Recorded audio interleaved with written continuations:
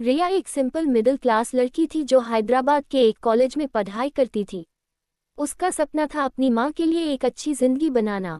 College में सबसे popular लड़का था कबीर, स्मार्ट, हैंडसम और सबका फेवरेट।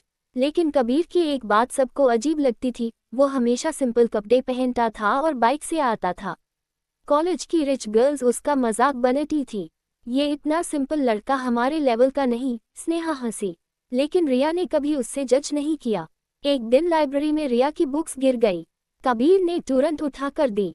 तुम ठीक हो? उसने प्यार से पूछा। उस दिन से दोनों की दोस्ती शुरू हो गई। धीरे धीरे दोस्ती प्यार में बदल गई दिल। लेकिन स्नेहा को ये पसंद नहीं था, क्योंकि स्नेहा खुद कबीर को पसंद करती थी। एक दिन कॉलेज फेस्ट में स्नेहा ने सबके सामने रिया को इंसल्ट किया। तुम जैसे मिडिल क्लास लड़की कभी कबीर के लायक नहीं हो। रिया की आंखों में आंसू आ गए। कबीर गस में बोला, लायक पैसा नहीं, दिल होता है। सब चुप हो गए। कुछ दिन बाद कॉलेज में एक लग्जरी का आए ऑनकमिंग था। सब स्टूडेंट्स देखने लगे। कार से एक बिजनेसमैन उतरकर सीधा कबीर के पास गया। सर, बोर्ड मीटिंग के लिए लेट हो रहा है। सब शॉक, फेयरफुल फेस। रिया भी हैरान रह गई। कबीर ने सच बताया, मैं कबीर मल्होत्रा हूँ, मल्होत्रा ग्रुप का है। पूरा कॉलेज स्टन्ड। स्नेहा के होश उड़ गए। उसने तुरंत अपना एटीट्यूड बदल दिया, लेकिन कबीर ने उससे इग्नोर कर दिया। स्टोरी का ट्विस्ट तब आया जब कबीर के बिजनेस राइवल ने रिया को किडनैप कर लिया। कबीर ने अपनी इंटेलिजेंस और पावर से रिया को बचा लिया। रिया रोकर बोली, मुझे तुम्हारे पेजेंट से नहीं, तुमसे प्यार है। एंड में दोनों की शादी होती है अंगूठी, और कबीर रिया की माँ के लिए एक नया घर गिफ्ट करता है। शादी के बाद रिया और कबीर की जिंदगी बिल्कुल परफेक्ट लग रही थी। कबीर ने रिया की माँ के लिए एक खूबसूरत बंगलो खरीद दिया था, और रिया अब कबीर के बिजनेस एम्पायर का हिस्सा बन चुकी थी। लेकिन कहानी यही खत्म नहीं हुई। कबीर के बिजनेस राइवल विक्रम सिन्हा, जो पहले रिया को किडनैप करने की कोशिश कर चुका था, जेल से बाहर आ गया। उसके दिल में सिर्फ एक चीज थी, बदला।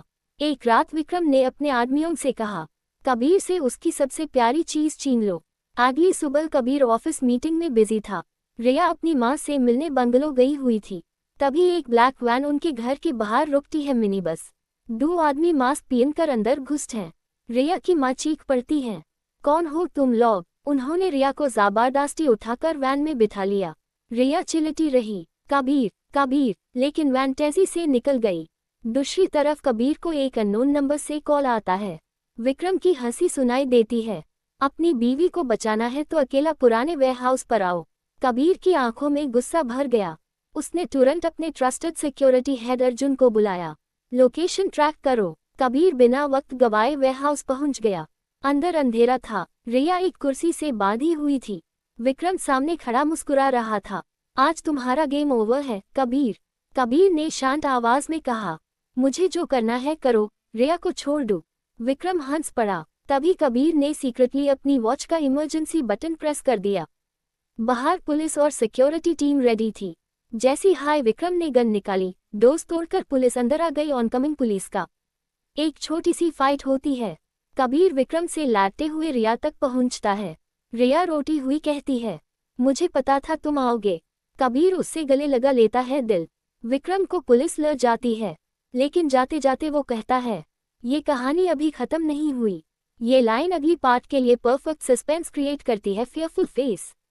रिया और कबीर घर लौट आते हैं। कबीर रिया का हाथ पकड़कर कहता है, ए फ्लैट, मैं तुम्हें कभी अकेला नहीं छोड़ूंगा। रिया मुस्कुराकर कहती है, प्यार तभी सच्चा होता है जब मुश्किल वक्त में